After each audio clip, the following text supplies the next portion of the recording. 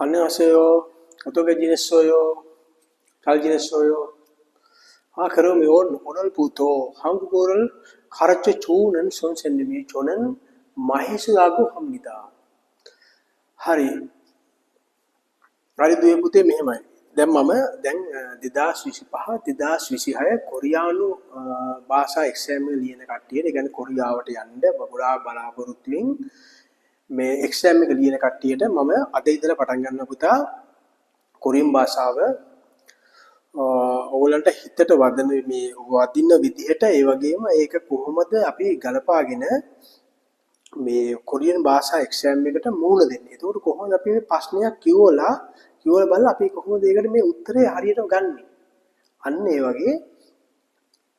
වගේ මේ රටාවකින් මේ කොරියන් භාෂාව උගන්වන වැඩේ මම අද ඉඳලා ආරම්භ කරනවා. එතකොට මෙහෙමයි දැන් පුතා මේ දැන් මම 2014 දම කොරියාවට ගිහිල්ලා 2019 අග වගේ තමයි අපි කොරියාවේ ඉඳලා අපි ලංකාවට ආවේ.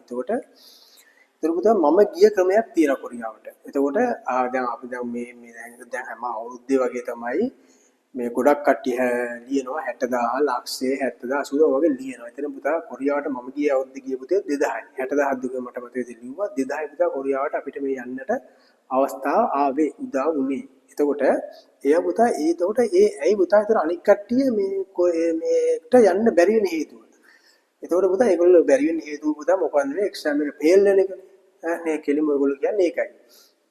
එතකොට පුතා ඒගොල්ලන්ට බැරි වෙන හේතුවක් තියෙනවා පුතා මේගොල්ලෝ පුතා මේ ක්‍රමය අවබෝධ කරගන්නේ නැහැ. මේක පුතා මේක ක්‍රමයක් තියෙනවා.